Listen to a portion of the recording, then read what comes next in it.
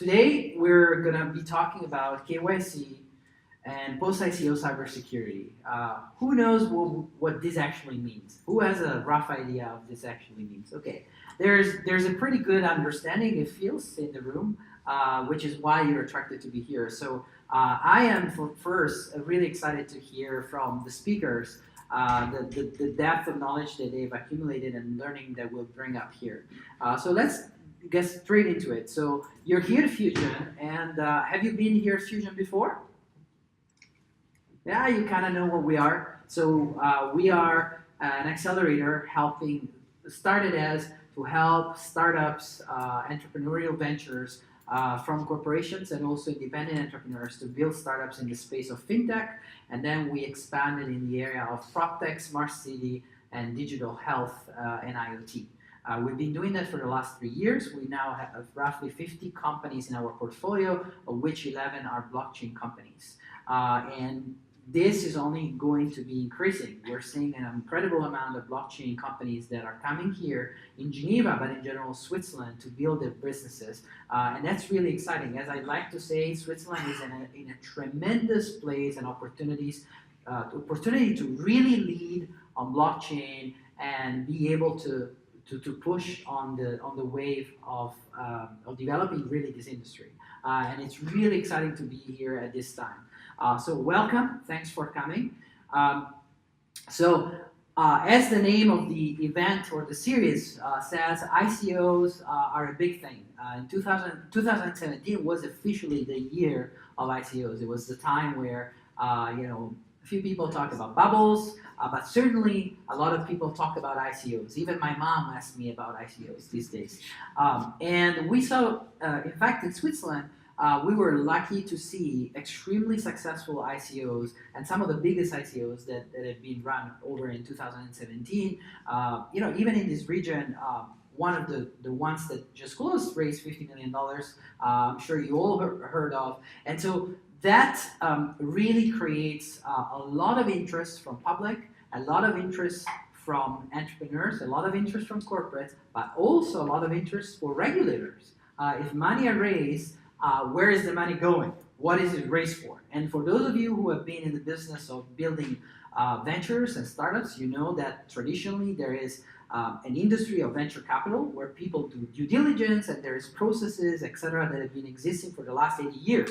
But when you go into a new channel to raise funds like ICOs, it becomes a little bit trickier because it's an ever-evolving industry and an ever-evolving space to be in. And so that is creating a lot of interest from all places, which we as Switzerland need to be able to capitalize. And we certainly want to be able to lead as a community of members, developers, startups, entrepreneurs, and also corporates, and all the way to the state.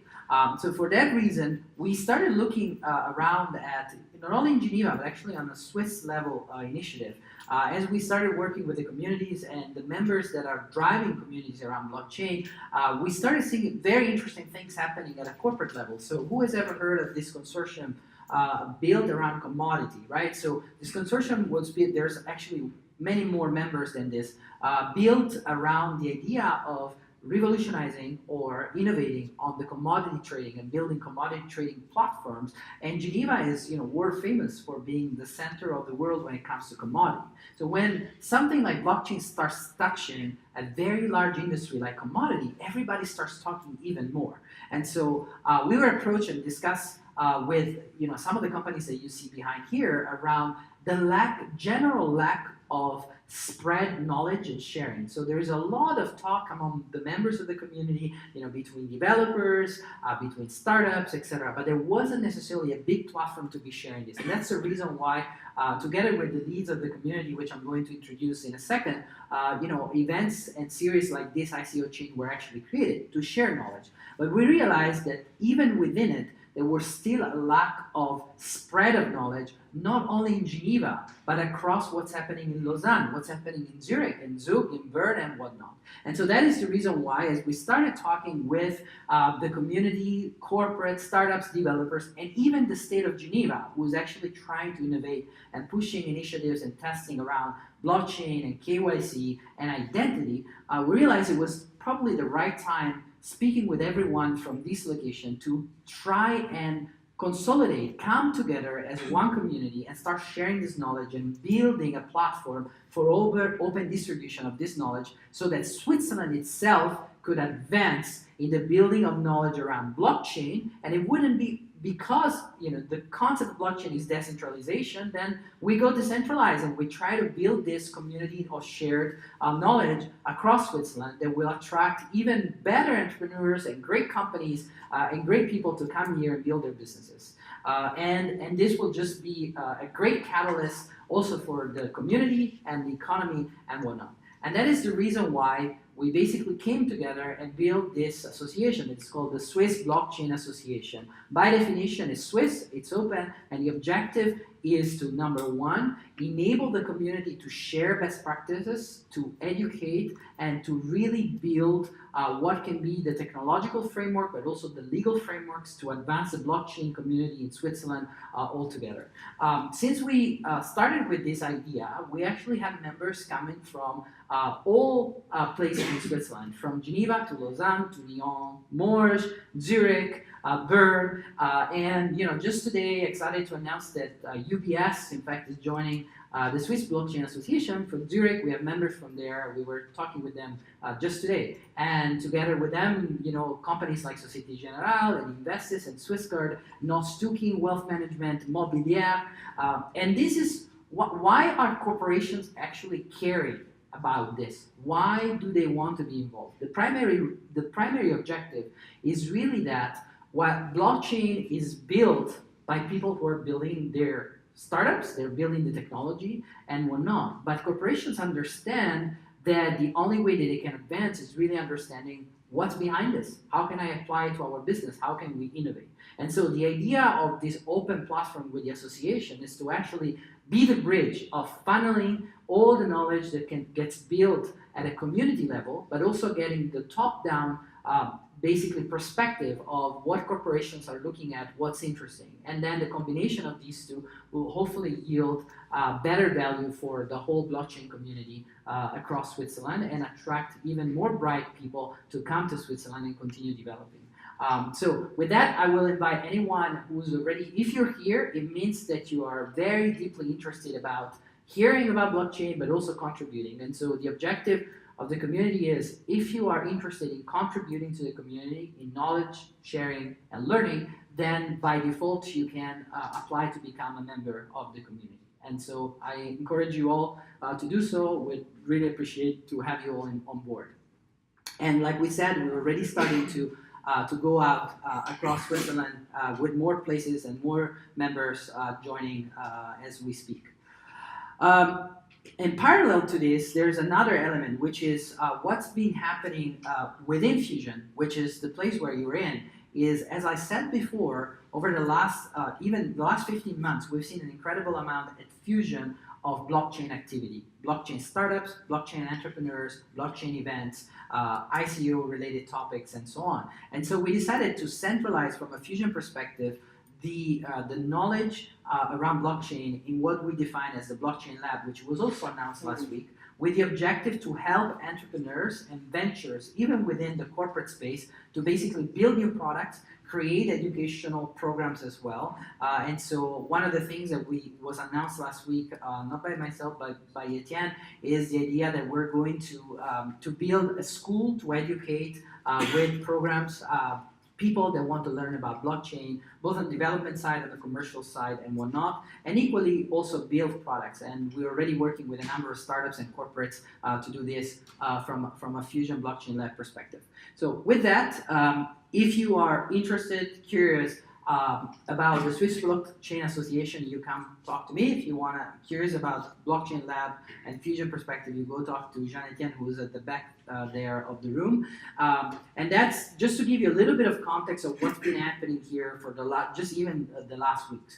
But going back to the core of ICOChain and why we're here today, like I said, one thing is to start getting ready for the ICO. The other thing is to carry the ICO and get people to invest in your company. And then what? what about KYC, and what about effectively the cyber element of this, right? A lot of funds are being raised, and they're really important questions to be answered. So for that, I'm going to bring on stage one of the founding members of the ICOChain, Cyril, who is also co-founder of a blockchain company, Max, and I'll leave it to him to introduce the speakers. Thank you, Cyril. So I want to also to thank the rest of the team. Sarah, we have Olga and Jean-Etienne as well, which are helping as well to build these events.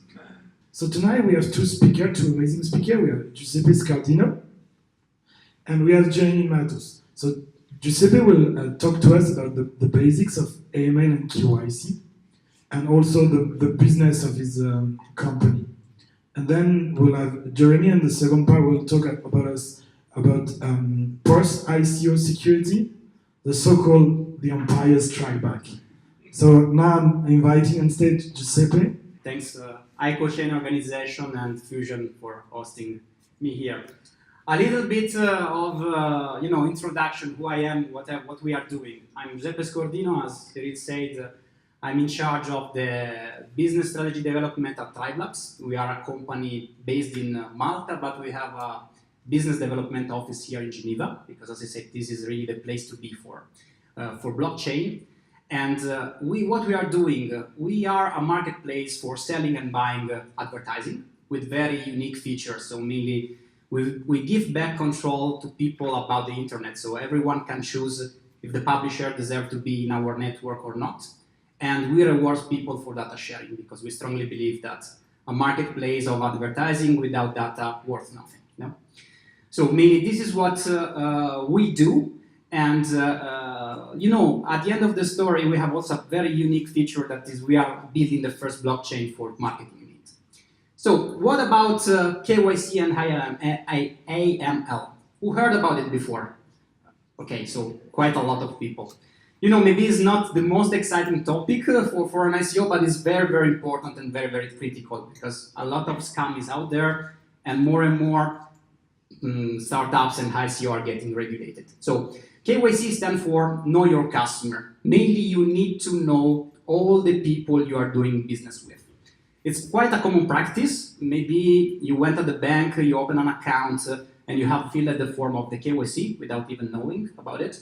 But really, it's all the information you need about the business, about the people you are doing business with.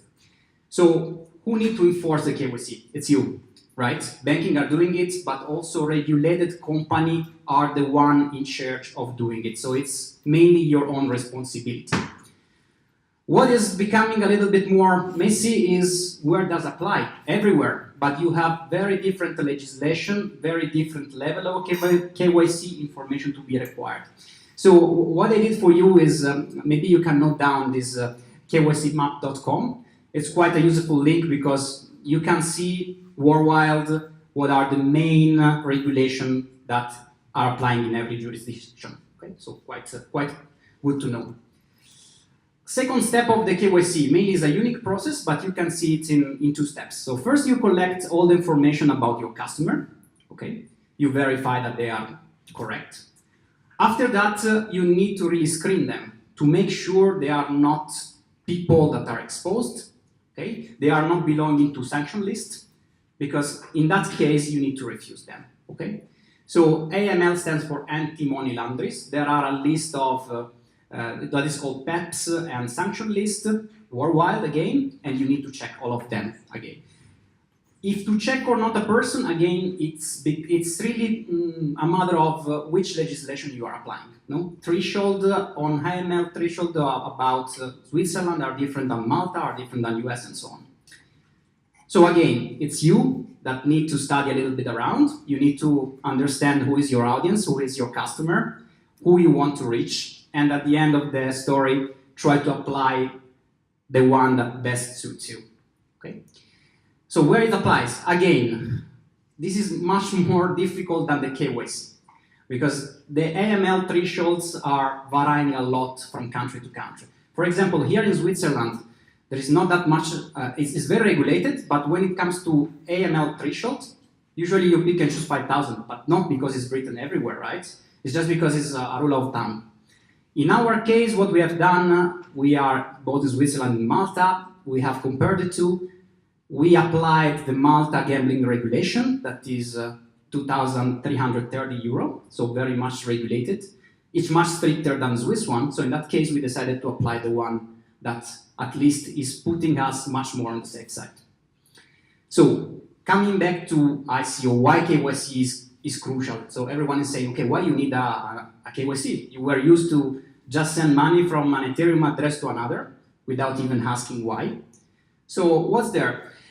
So first of all, it's because of all these scams, right? The more the scams were out, the more the regulator are jumping into the ICO, okay? And they are starting to persecute people that are not applying this regulation. So US is the first, right, with the SEC. The second thing is, whoever is investing in your project is also keen in liquidity. They want to have then their tokens listed on exchange. More and more exchange are not listing tokens raised without KYC. So it's really becoming a very crucial point. Because at the end, if you do a KYC, it means that you are a little bit more regulated, you are caring about your investor, and it's much more safer for them. Then, what else to say?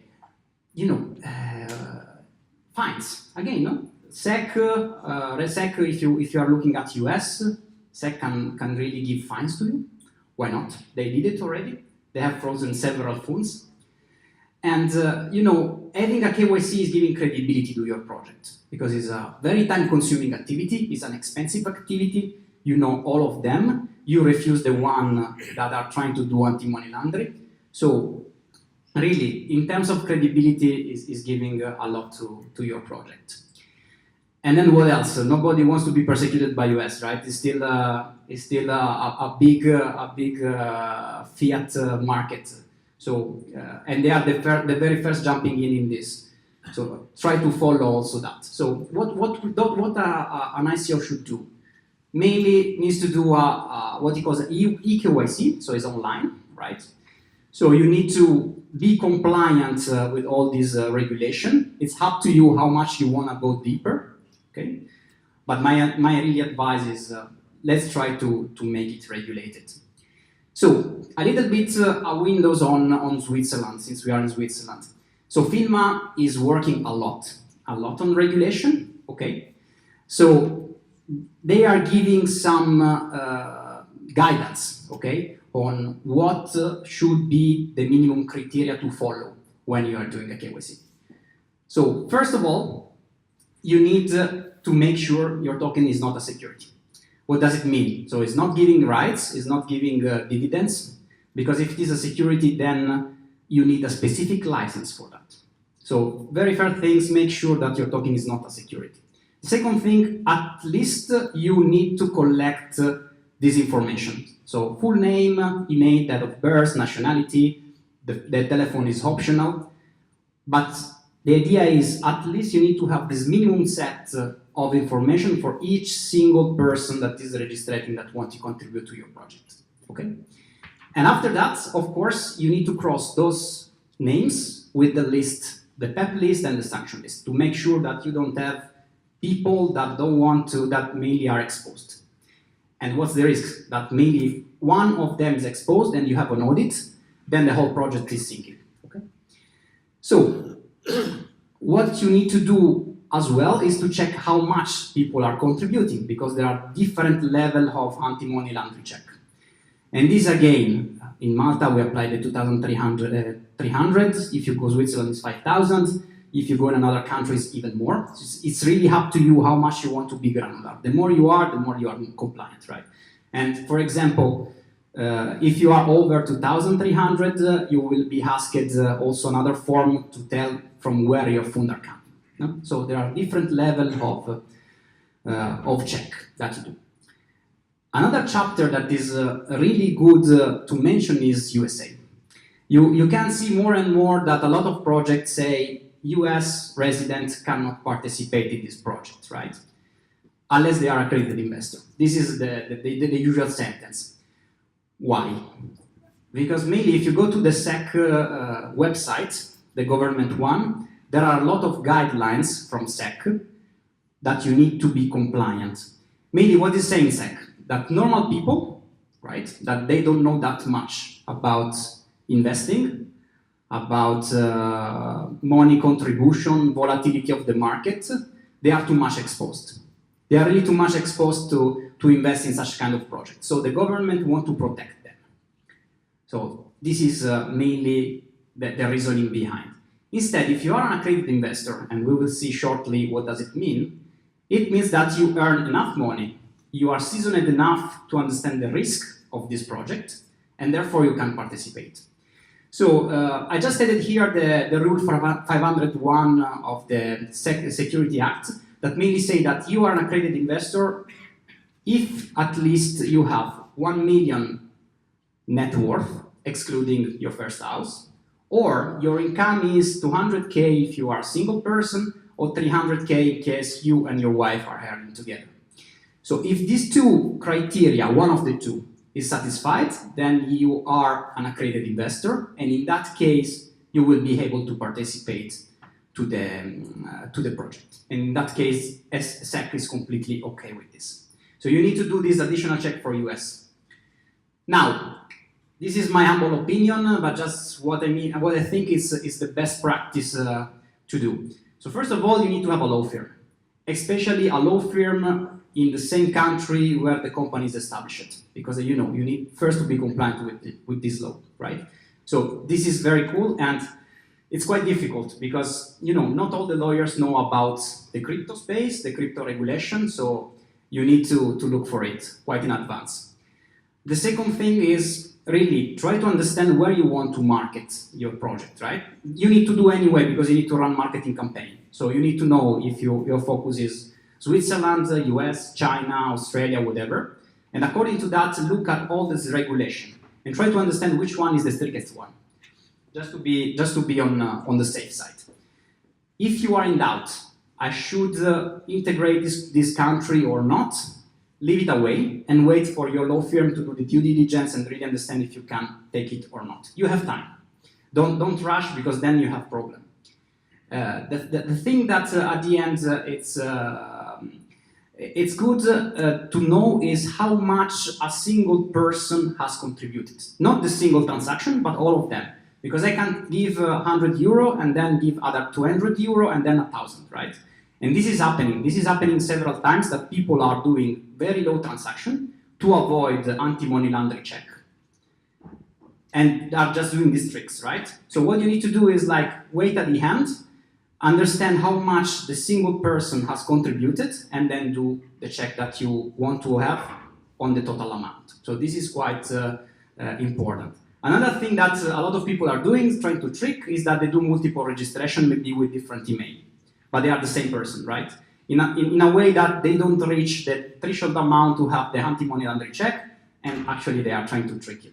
So in this case, again, you need to have in your project a mechanism to identify that even if you have two mails, the name and surname and the date of birth, these are the usually three fields that you use, are identifying the same person. So this is highly recommended. So just to have a little bit of process, how the KYC works. So first of all, you need to collect all the information that we said, name, surname, and so on. After that, at least you need to send an email verification. What does it mean? Okay, I registered. I need to click on my email verification to make sure that it was me, right? Not another one. So this is the first step that at least everyone is acknowledging that they have done it. After this, mainly you need to upload at least two documents. One is your passport, and another one is the proof of residency. Okay?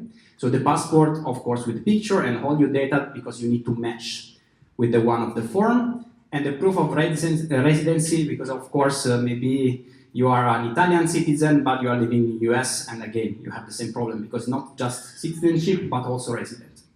So in that case, we ask for that. The proof of residence doesn't need to be older than 3 or 6 months. It again depends on the regulation that you are applying. So what is the first check? Quality and information. If it is failing, you need to ask again the guys to do it.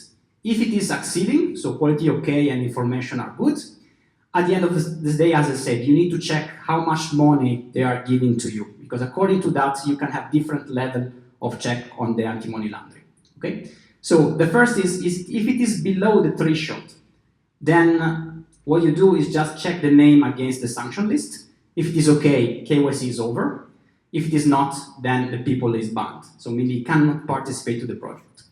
If it is above the threshold of a certain amount, you need to ask additional information. So in that case, for example, you need to ask from where the funds are coming, your salary, inheritance, investment, whatever, that the people are completely in control of their funds. All this kind of question, they need to sign off, and then only at that point you can do again the screening with the list. And again, okay or KO. So this is mainly the full process flow of the KYC AML, and what I would like to show you, how does it looks like in practice, okay? So just looking at our startup, how we have put in place a platform to really dealing with it. We are not working alone. We have done a partnership with IntelliBlock, that is a Malta society that is specialized in blockchain platform, and we split the job. So mainly we are collecting the information, we are doing the email verification, and we are also letting the people upload their documents, okay? Then we send to them, they do a quality check, like resolution, everything is readable, whatever. Consistency check, so mainly they have an OCR that is scanning the passport and saying, okay, the information are okay. And the third thing is IML check. Of course, not all of them are passed. The one that doesn't have a match score, they are back to us and we have to do manually, right? But you have no other solution. For each of them, they send us a user report because for audit purposes, we need to show that we have done this control. And after that, we give a user feedback. So we say this passed, is not passed, you need to re-upload your document, you need to give us a proof of residency that is less older than the one that you uploaded. Very, very simple. So this is an example of registration form that we have. So at the very beginning is quite straightforward. You just need to put your mail and your password. It's a very lean process. And after this, so at least here you are not even putting your name and your surname, right? We don't want to have personal information unless people are really doing it. So once you do email verification, it means that actually you wanted to register, okay? In that case, you know, the first step is filled in green, okay? So you have mail validation done. Only at this point, we ask for all the information. So name, surname, telephone, and whatever. And of course, all the disclaimer, right? You need to be to have read our terms and conditions, our privacy policy. You need to declare you are, for example, not from US. In our case, US and China are not eligible to participate. Okay? So you ask all this information. Once filled, you have the second step that is done. So user registration with KYC form, it's okay. Then what you need to do, you need to upload your picture, right? So the passport and the proof of residence.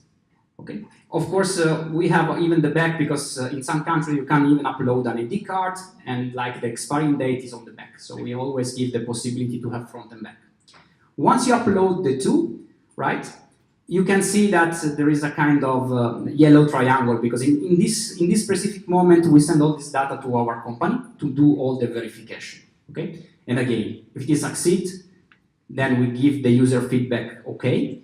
If it is not succeed, we need to check manually and then maybe interact with the user. So it's exactly this. We give it to IntelliBlock, is processing it, identity verification, IML checklist, and go on. Actually, the process has a little bit changed now because of the last point I told you before. We are doing IML constantly.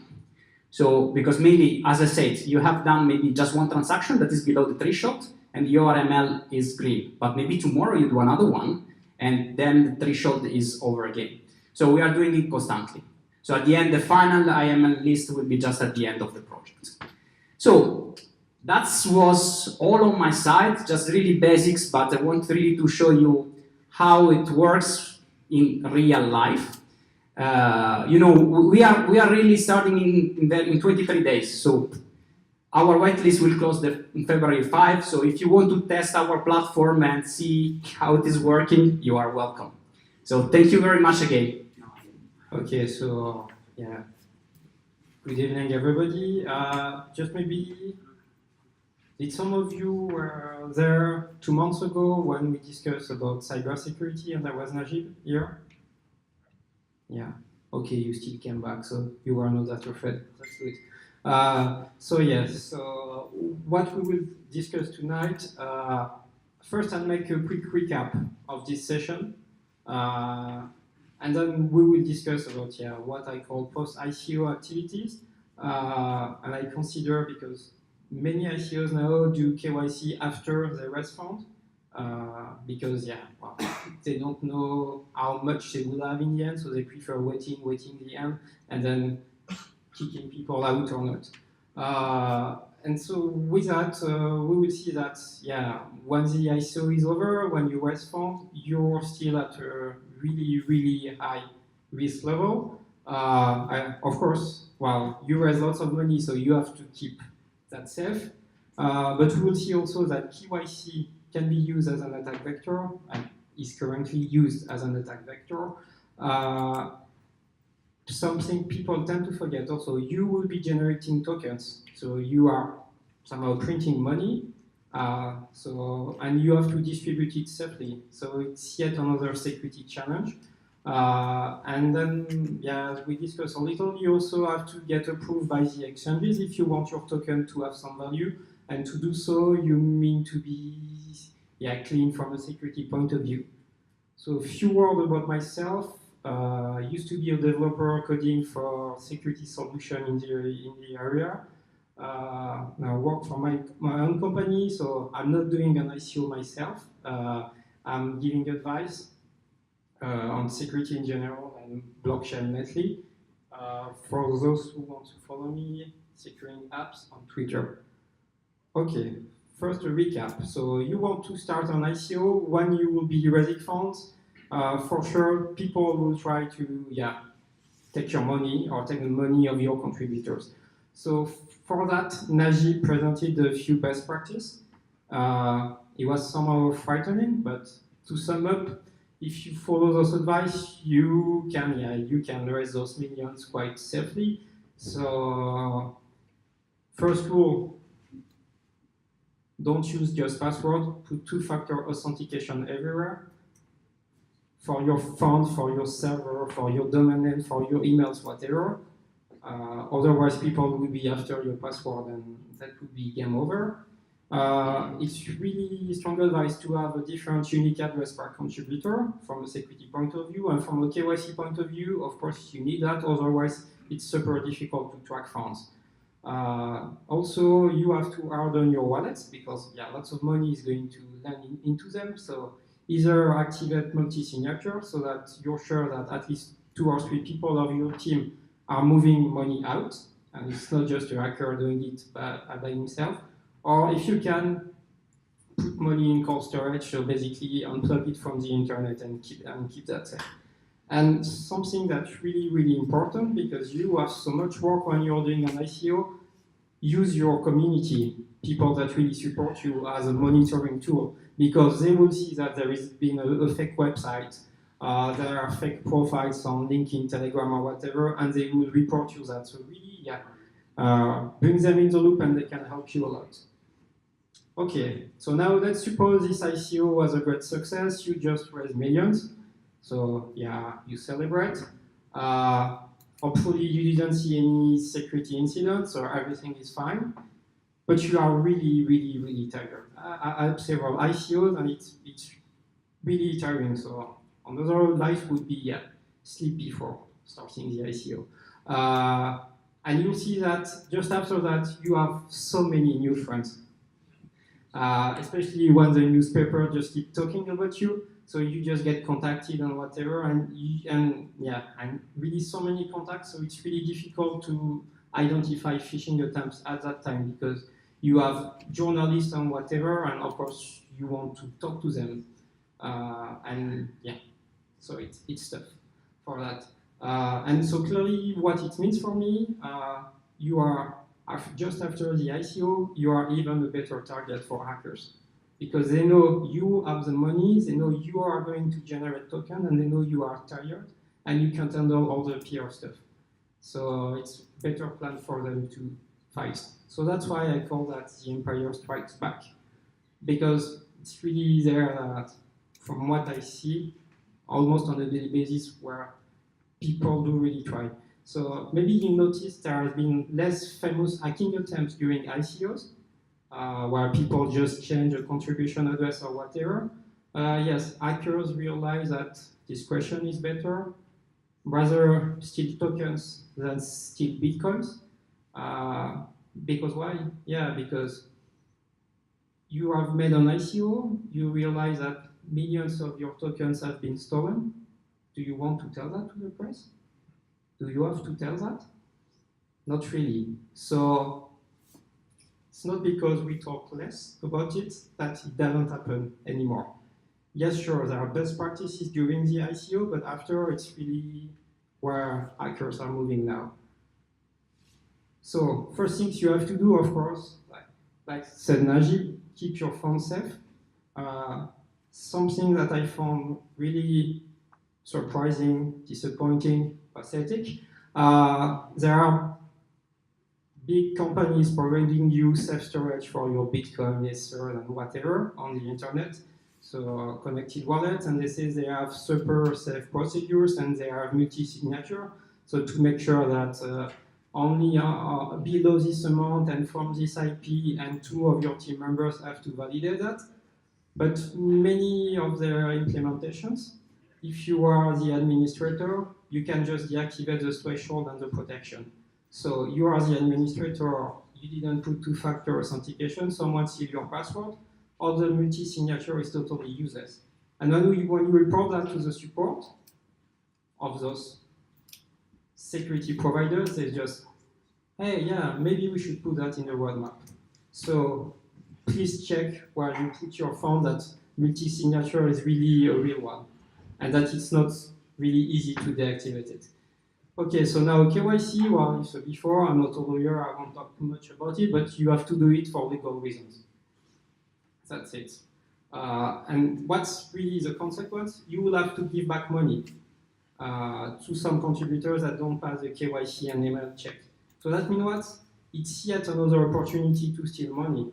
Because if I'm able, there's some contributor that doesn't pass KYC, if I'm able to change his refund address, I can get the money back instead of him. So you see, there is clear window there.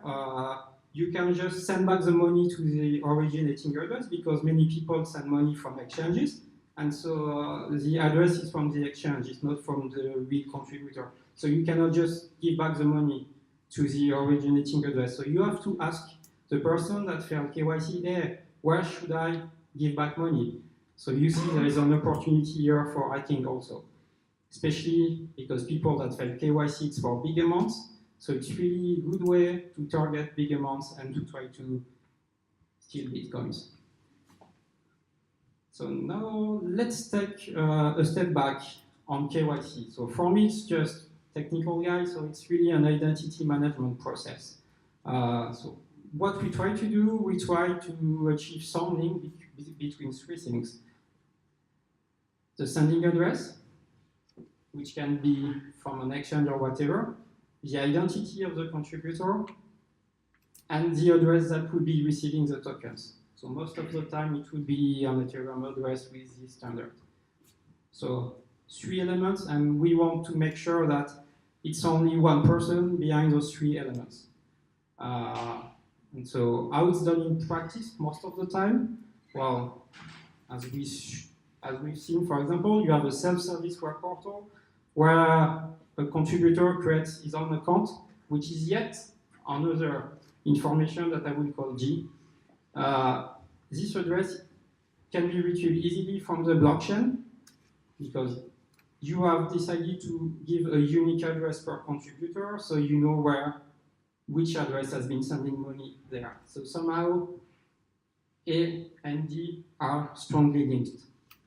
But for the rest, yeah, to have an idea of his identity, well, he uploads his passport, his proof of residency, whatever.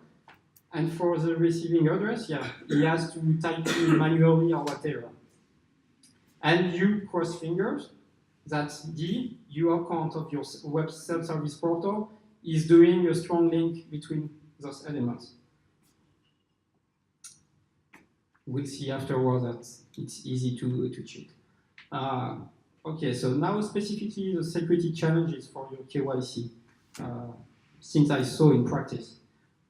People will try to break your website to be able to change the refund address or to change the destination address for tokens. So for that, they basically try to kill your website. And one easy way for them, is to attack the team and the team that's reading passport or whatever. So what they do basically, in the PDF of the passport, they put some malware in it. You read the PDF, and then you get a virus on your machine, and then if you have password, that's game over. Some of them also, because of antivirus or whatever, they don't give you a PDF, but just a Google Docs link, which again triggers a security issue. If your system is not up to date, then you get a virus and that's game over.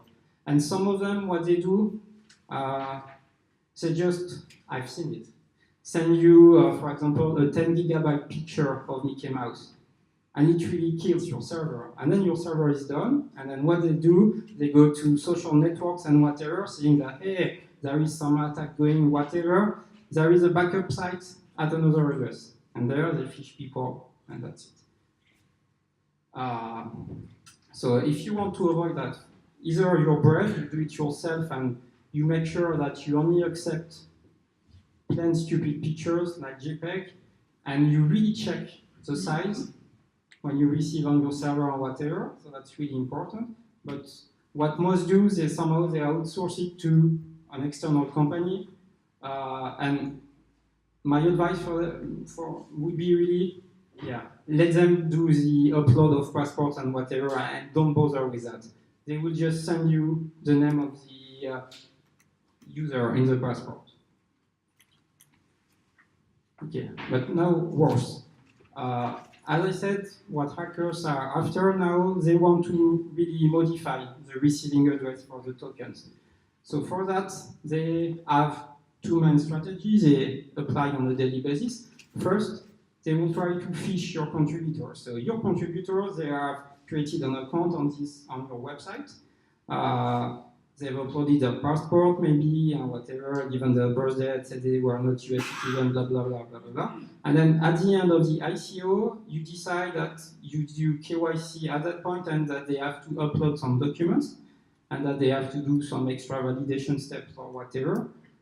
So people have to log in again in your web portal. And so what hackers do, they send fake emails with fake portals asking people to go to another website for KYC, and that they can reuse the same login password, and then in the end, they steal the account, and they can easily change the receiving address.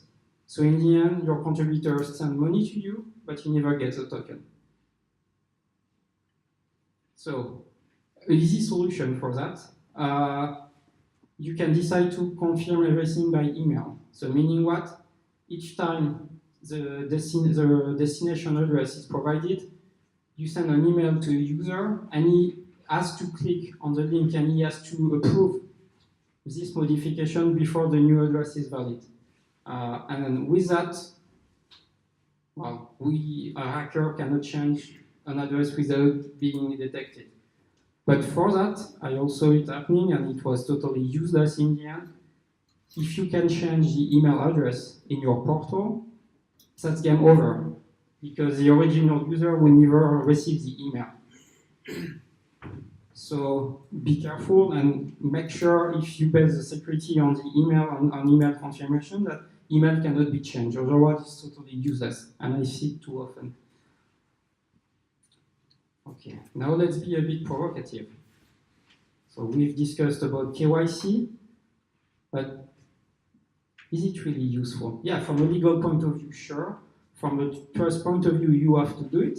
But really, from a technical point of view, what we are trying to achieve, link this contribution address with destination address and user identity. Does it really make sense from a technical point of view? Well, you are doing everything remotely. So what does it mean? That A, the contribution address, B, the ID document, and C, the destination address? Yeah, it can be different user behind because you are not checking all that at the same time.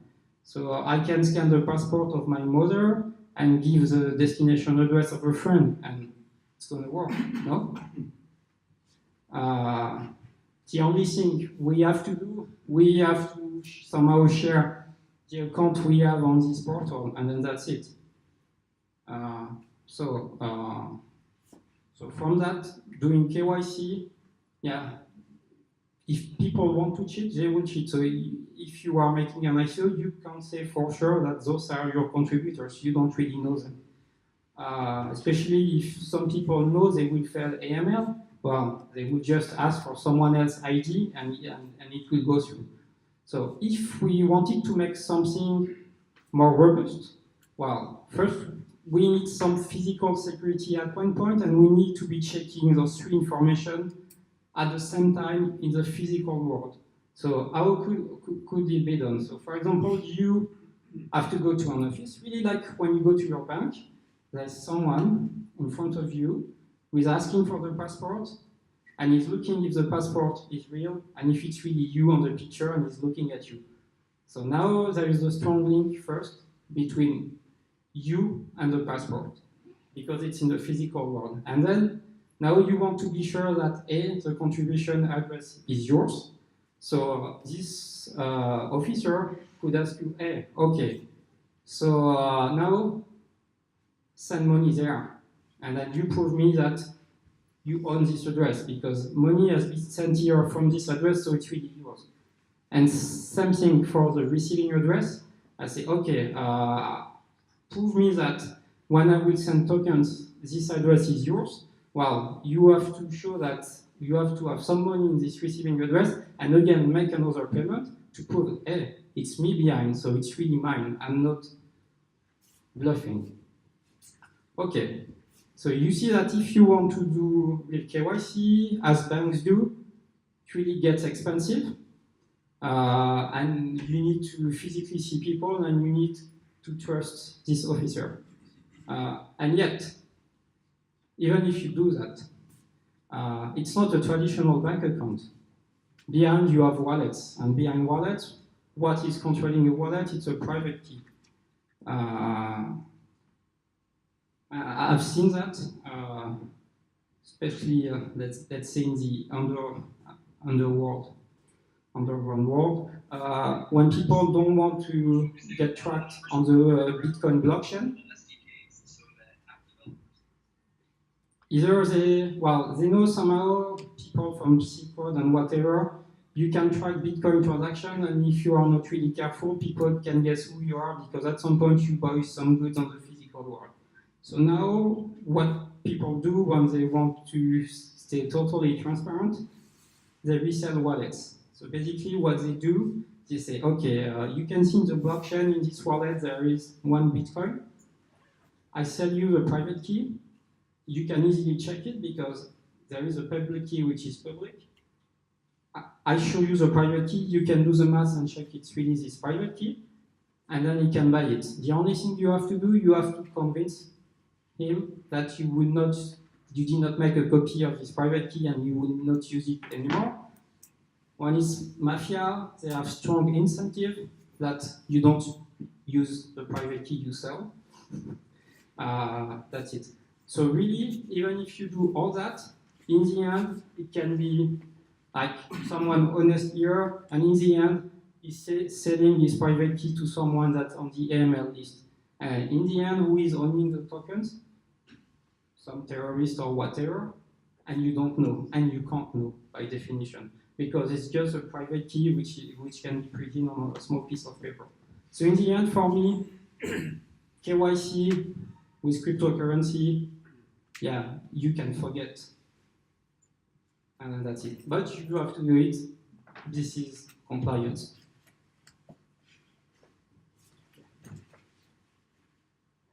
So now to finish. Okay, so you do your KYC because you have to do it, because you don't want US behind you. So then you have to generate your tokens and you have to send them. So you raise 10 millions, you have to send the equivalent of 10 millions in tokens. So it's really huge amount. So first thing you have to do, yeah, so you will have a smart contract that will be doing that. Be sure that only your team can trigger the contract. I won't give the name, but I saw a contract from a big company in the blockchain industry, and the control address was still the one of the developer, and it was not the one from for the ICO. So ICO paid the provider, and provider could escape with all the money. So that's really crazy. So for that, you have to review the code of the smart contract they provide you. Otherwise, you can, really be afraid. There's something challenges because you normally have hundreds or thousands of contributors, so you have to send those tokens to really many people. So you cannot apply the same practices that you do for your Bitcoin wallets. Well, you can do multi-signature. You have to send to 2,000 people. You cannot ask 3 members of your team to approve explicitly each and every contribution. It's going to take really a while. So you need to script it. So you have a single point of failure. So be sure from where you do it and do it quick, and then that's it. And again, well, your team will have tokens, of course, because it's your shares in your company. You have to secure them exactly like what you do for the Bitcoins or euros or whatever. And for that, really, I recommend you put them in cold storage. And because, normally, well, you're not supposed to sell them right away, if you're honest. You're supposed to keep them and grow the company, so you don't need to trade them quickly or whatever. So, put them in a safe, and then everything will be all right. And then last step, you already mentioned it, if you want some value for your token, you have to get listed on exchanges. Some companies in Russia, not to mention them, they are just listed on Russian crypto exchanges, so the valuation of their token is really low because people don't trust it. So, and they try and they have to convince other crypto exchanges to get listed, and it's difficult for them. So for that, now most of the time, in addition to KYC, they ask for a security audit of your smart contract. Why? Well, simple. If there is a bug in your smart contract and anyone can steal tokens, well, this is a big risk for the crypto exchange because they have to have some of those tokens in reserve. So if it's easy to steal, they have in reserve something that's worth 0, so they don't want that, and they won't get you listed. And now that's good because it's getting a bit standardized. For example, Coinbase, they published their process. I mean, they have legal and whatever, and in the middle of that, they really recommend having a security audit.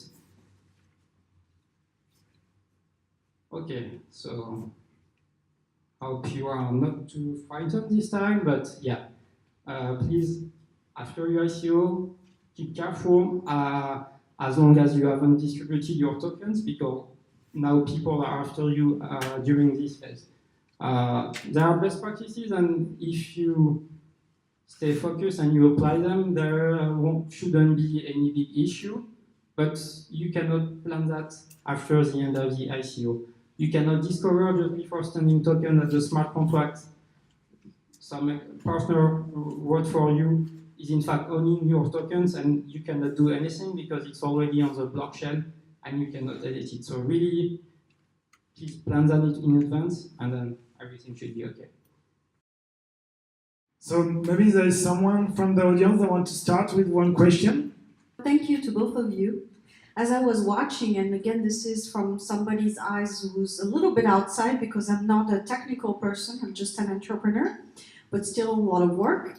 And from what I observed, it seems to me, if I were thinking about being an entrepreneur in those areas, it seems like the missing link between everything is definitely maybe security just on its own, meaning that, you know, if I want to start something and I have a good team and we want to create our own cryptocurrency, the first thing I would be concerned with is where is this double check? And I know it's all about taking risks, but where is this double check with security? Wouldn't it be worth it as an entrepreneur to just do everything as a team and just be the McAfee or the Norton of 2018? Because this to me seems key to the success of all those startups, because if you have the good team and you have something you think is interesting, but you have this security glitch, that's it, your dream is over. So why not have a team just working on security? It seems to me maybe it's an idea for a big startup. Yes. So yeah, to be honest, it's really an immature market. Big security players are just watching it from far away. And it's totally opposite to their mindset of total control, centralization, and our processes and vetting people and doing a background check or whatever, which is really not possible with the pace of an ICO. So what I believe more is at least have someone in your team that gets sick, let's say badly, or what can go wrong, and you will be in a far better position. And then otherwise for products or whatever, I really don't trust that. Best practices are starting to be shared. If you follow them, you've already done maybe 80% of your risk coverage. So I really, with the time to market, I really don't believe that you will have some kind of magical product coming out or magic service pack being able to help you efficiently in the next 3 months while you're doing your project. Do you want to add something, Giuseppe? No, you know, I fully agree that security is a key point, right? But as you say, there are a lot of checklists now available. You know, we had, I think it was the ICOChain number 2, I guess, right? Where has been shared best practice on security, you know? So if you really follow them, if you have a checklist, at least you are much more on the safe side. But you need to apply them, you need to follow it, and you need to have some security guy that is really trying to, they try to really hack your system to make sure that you are on the safe side. So, and there are a lot of people that now are quite good in doing this, and are even proposing to audit your own project and to try to find security breach and security bugs. It's quite common now to find those people. There are a lot of blockchain platform, they call it like accelerator, okay, that they are providing their own platform for you to do the whole things, okay? But it doesn't mean that it's more secure than others, right? So you need to trust them a little bit. So I would say much better you try it, you really try to hack it, you really try to do all the tests yourself, or if you're not able to do that, really hire someone that is able to check all this stuff. Doesn't mean that if it is a ready to go out of the box platform, then it's more secure than the one that you can build. I have a question mainly to Jeremy. So you mentioned that it's a good practice to provide a confirmation for the change of the destination address. And do you think that would it also introduce even more security to put in the system two-factor authentication, or maybe you think that it would introduce too much complexity because people tend to lose their phones, some of them, and later they need to recover? Really depends on the number of your contributors. If you have 50K contributors and you can at least have 10% of people that don't know how to handle 2FA, then supporting 5,000 people, your 5, it's just not possible. And those people then get phished by fake accounts. So it's really, my opinion would be, putting it optional. People know how to configure it, they do it, they are big boys, and then that's good. But enforcing it, it's can be a real practical challenge. Okay, thank you. Do you have tonight, or I mean, do you have any numbers about those who passed the KYC AML and actually were not compliant were just crooks? Is it like 1%, 10%? And if this is the case, is the company liable? Let's say that you did your best for enforcing proper KYC AML process, and then you realize that some of those guys were not who they pretend they were. Who's responsible if there is anything happening? Thank you. It's a good question. So statistics, at least for us, is a little bit too early, okay? Because we are starting all the KYC process. We had something like till today 10,000 registration, okay? But still people are starting doing the KYC now. So statistic, I cannot provide you that much. What I can tell you is like a real life experience of few days, okay? I can see that a lot of people are really trying to cheat, for sure, okay? And this is really depending how good is the company that is doing the job for you, because usually it's always the company that is doing the audit. So if they do the audits, they have good incentive to do the job properly. So this is why it's better to decouple the KYC ML check from your company and a third-party audits, because really they have the incentive. And if you are giving the KYC ML check to a third-party company, okay, every time they release a user report, they are actually taking the responsibility that they have done all the things in the best way possible to do the check. So they are liable on this case. Okay. Mm-hmm. Of course, it's always shared, right? Because you are the company that is issuing tokens and whatever. But at least you share it. So you need to be quite compliant, as he was saying, right? You can have your mom passport and whatever. So more and more, it's common now that you have two ways, right? One is some ICO are starting doing videos, that I think it's quite a cool things. Or majority of people now we are asking to upload the passport with their own picture, so they are really holding it. So you can see that really that passport is belonging to a real guy. There are some check that you can do, some other, as he said, you cannot. But at least having a partner that is doing the audit as completely outside from the company is a good thing to do. Quick question for each for you. So one question for each of you.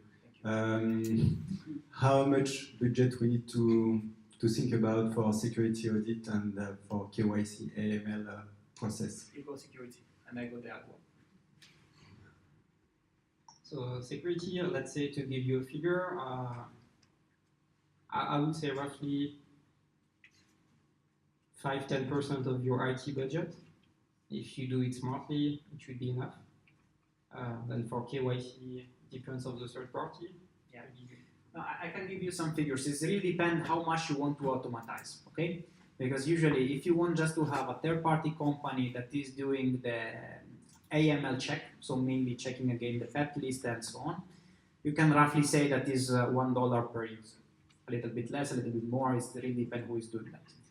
If you want instead to have what is called identity verification, so mainly they scan the passport, they do an OCR of all the information and they match with your your form, and of course they have some scoring that they are giving if it is reliable or not, then it's going up at least to $3 per user. It is a little bit threshold. Plus you get to say that at least you need 3,000 to 4,000 for the setup of the platform. And Priority is also providing a KYC service on the blockchain. It's more expensive, and from a legal point of view, it's zero. So don't do it. So maybe a question for Giuseppe, but feel free to answer, Jeremy, if you want. In your presentation, you mentioned that one of the firm's recommendations was to make sure that your token is not a security. Okay. But if you do a pre-sale, okay, at the time you do your pre-sale, okay, you have no MVP, nothing.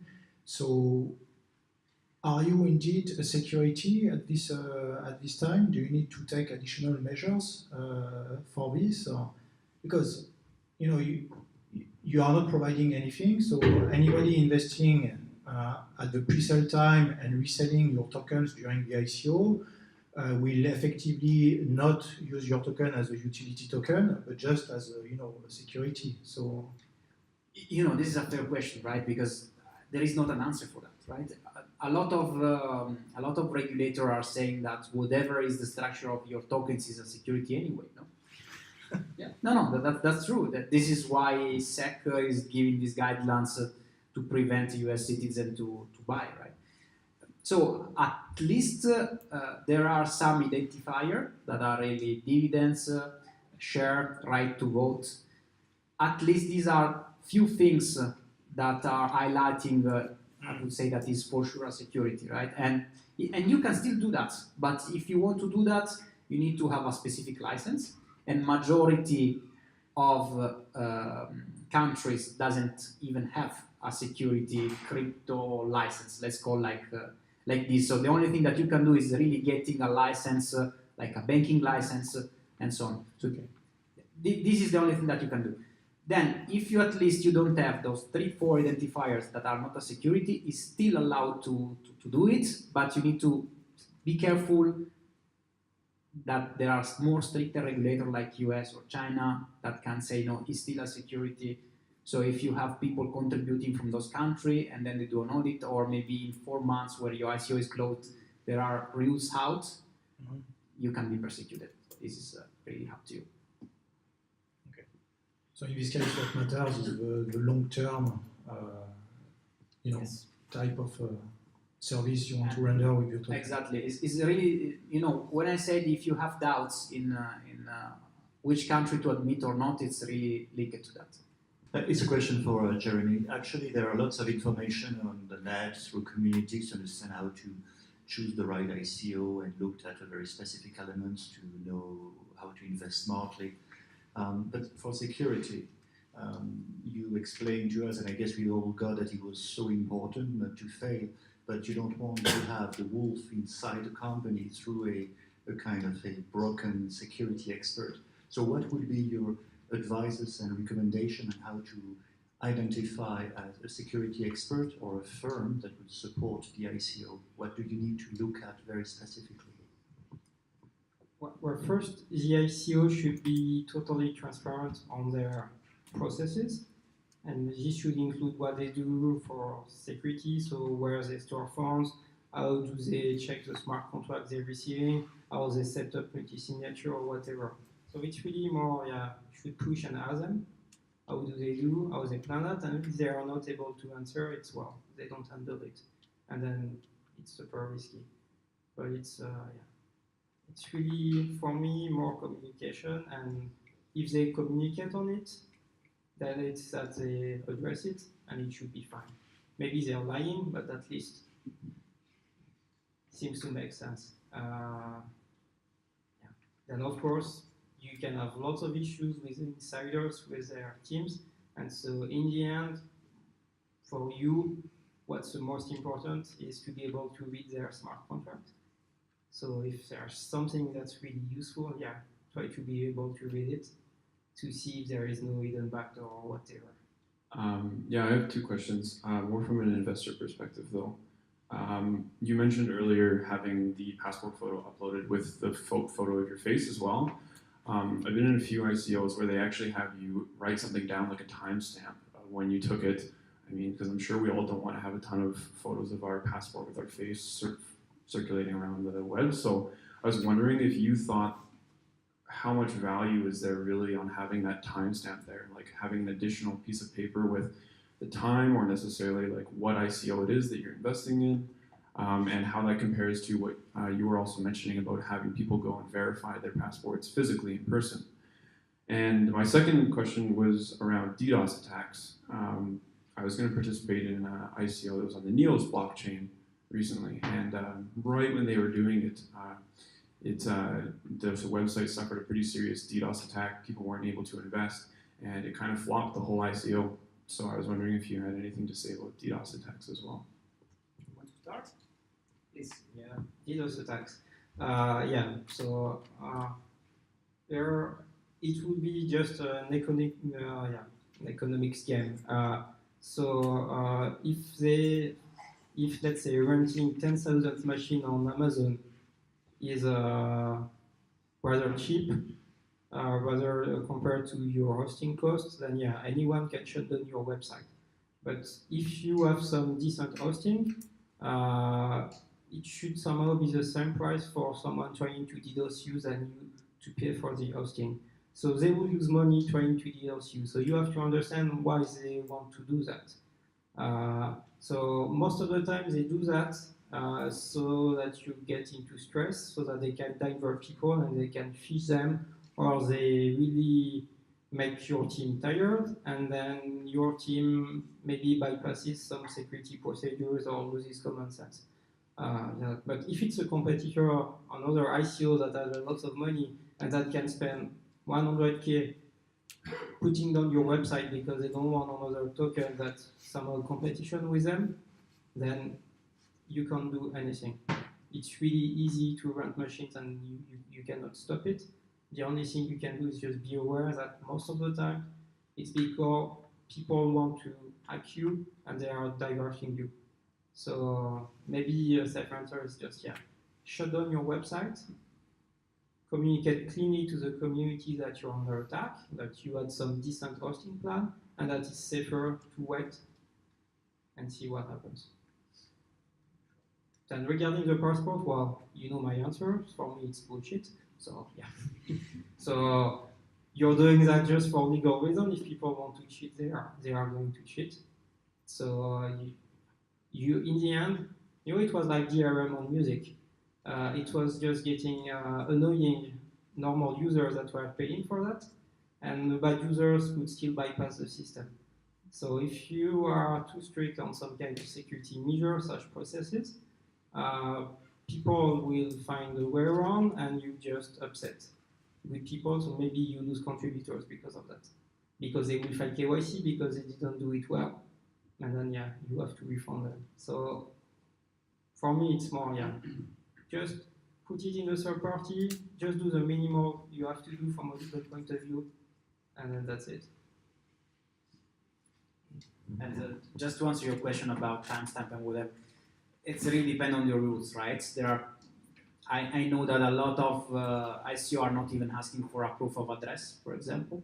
Some of them are asking, and some other are like not older than 3 months, for example. In that case, you need a timestamp for that. But at the end, it's really depending on the level that you wanna go. Just to give an example, right?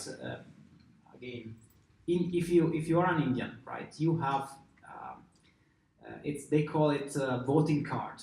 So it's kind of huge passport that they can use to vote, and it never expires, for example. But and majority of them, it's printed once. They do, they make some plastic film on it, and that's it. But actually, by law, you can if it is active, you can download anytime. So you can ask them easily, please download it again. And when it's downloaded, you have printed on the side the download date, and you make sure that it's still valid. But again, if you are doing like that, you are for sure secure, but maybe you are losing a lot of contributors. So it's really depend on how much you want to go. Hi, this is a question for Giuseppe. It's about your company being located in Malta. I mean, I don't mean to be rude or whatever, but this is really a question that I have. One of the criteria I have when I see an ICO is to check where the guys come from. Right. And my question is, do you already have kind of feedbacks about, your company being based in Malta? I know the weather is fine over there, but obviously there's also other reasons for a company to be located over there. So my question is, do you have feedbacks from potential contributors about this, and how do they look at it, and how do they judge the ICO from this point of view? Okay, first of all, there is a reason why we are in Malta, right? Because we have another company that is already existing since 2014 there, right? And this is just a sister company. So of course it's a kind of holding, and of course we are there since 4 years, 5 years, so was making sense to keep it there. And the second thing is that maybe it's quite hidden. Switzerland is a big hub for blockchain, but Malta is moving a lot as well there. Just to tell, for example, the Prime Minister of Malta was at the Dubai blockchain event last week. So they are really moving in that direction and supporting. So I would say I never heard feedback about Malta from contributors. From venture capitalists, it's different because they are maybe less used, or they just couple Malta with gambling because the most I would say well-known business in Malta is gambling. But from the other point of view, because of gambling, it's very, very much regulated. As I was saying, there are very, very strict rules, and they are applying copy and paste to blockchain. So if from one side it can be said, okay, oh, wow, it's gambling business. From the other side, since it's super regulated because it's a very dangerous business, they are applying all the same rules to ICO, so they are very well protected. As I said, AML is 2,300. It's very, very low threshold. So at the end, there are, you need to know a little bit more about it, but generally speaking, it's not an issue. I would like to have your input regarding KYC, AML, privacy and identity theft. Have you seen that already happening? Yes, of course. So no, yes, it's again. I think Jeremy is a better guy to answer to that. But again, it's security on where you store the data. Yeah. So my advice would be: you want to do an ICO? Yeah, do it before the month of May, because then you will have GDPR coming in the game. Clearly, personal data. So don't host anything personal data. So clearly, outsource all your KYC. And try to find a way not to gather birth dates or whatever. Otherwise, you will be in big trouble. And if you raise 20 million, 4% fine, it's really, really huge. So it's going to be a tough question. And we don't know what will happen in May. If really companies will have issues with this regulation, or if it will be useless. But yeah, personal data will burn. So yeah, try to put the liability on someone else. But you're responsible also for third parties who GDPR. Yeah, but if they are already KYC compliant, they should do. It's all on you. It's all on you, but even if they mess up, you're responsible. Yeah, but then and we can discuss. But if they have a license and they are one of the top 3 players and whatever, you've done your due diligence. You choose the best one. So we don't know what will happen. But it's going to be really a tough topic. Otherwise, no. From what I saw, they are not after passports or whatever to do fakes. They are really now just after the money. And they just want anonymous money, and they just want to steal tokens. So you have so much more to gain from stealing, I don't know, 300k in token, rather than trying to sell on the dark web few hundred copies of passport. And just quick one, right? As you said, as is so important that when you put a mail, you cannot change it. The same is when you upload documents, right? A lot of people, so for example, in our platform, once you have uploaded your picture, whatever it is, even if you did a mistake, you cannot change it, right? Then there will be the KYC process that will tell you, it's a wrong one, you need to re-upload, and only the KYC guys can delete them, right? This is another very important point, because at the end of the story, if you make it changeable, it's a backdoor for stealing it. Yeah, sorry, my point was not to sell your passport. Sorry, my question was not only about selling basically your passport, but basically using the information that was stored somewhere to somehow do another KYC AML and try to distort all the process. It was more related to that. But I understand that the money is more important than to something else. Yeah, and somehow, because you send money and you want your tokens, it's an implicit opt-in. Because you agree to send your document, and if you don't, you get refunded. So somehow, privacy-wise, you agree to share your documents because you are not forced to. Well, you have no choice in a way. Yeah, but you know that from the real beginning. Like you go to a casino, you have to show your ID. That's it. And maybe you don't want the lady at the entry knowing how old you are. but you have no choice. You accept it. It's not hidden. It's not like Facebook reselling your data or whatever. You are doing that for there is a specific purpose behind. So, and from GDPR, that's accepted because there is a real business process behind. So there's a reason to do so.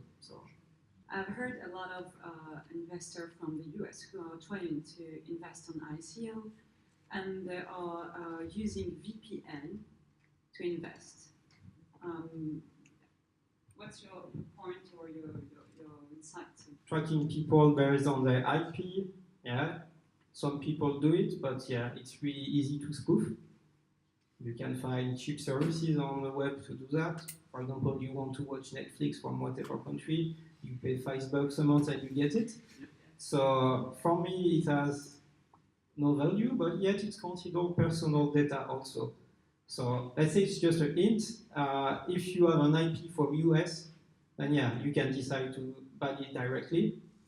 So maybe you can kick away some really not advanced users, but if they want to cheat, yeah, not even VPN. Let's say you want to invest 100K in an ICO, yeah, just take a flight and in the airport go to Starbucks and then do it from the Wi-Fi of whatever airport, and then that's it. So yeah. So no, for me, it really doesn't have any meaningful value doing it. Because there is people who are cheating, so they are using a VPN. Relocation. Yeah, they are using a VPN. They are using a fake ID. Yeah.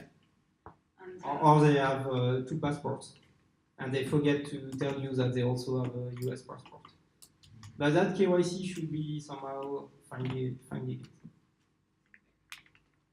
And then, and for me, yeah, it really doesn't make sense. There is an ICO, you are just 2 weeks holiday in the US, and you cannot invest in it. Yeah, you find a way to bypass it. And you cross fingers, custom don't stop you and ask what you are doing or whatever, but that's it. So it's really, yeah. For blockchain technologies, trying to put an IP in the middle of the loop is just stupid regulation. Hi, I have a question about EML verification. How to be sure that the third-party company could have access to good databases for all countries all around the world? Okay, so first of all, they need to be, they have to have a license, right? Okay, it's depending on who you are going to ask for it. There are a lot of companies, especially based in majorities in UK. I can name some of them, like Aristotle or C6 or Reuters. They are accredited company. Okay, so they have a license. And anyway, the good one, when you are signing off the contract, they are listing all the countries that they are covering. So it's up to you to really understand. And the good one, if they don't have the match, because they are mainly the key to do the AML is name, surname, date of birth, and citizenship. So the good one, if they are also doing an audit, will tell you this is not covered, and then it's up to you to take care of it. There was a lot of questions. Really, thanks a lot for coming, for listening, our amazing speaker, and asking this amazing question. I also want to announce that there will be another ICOChain event next month on the 27th. If you want to book already the dates. And so thanks again to the speaker for the knowledge and the time for this evening. Thanks again.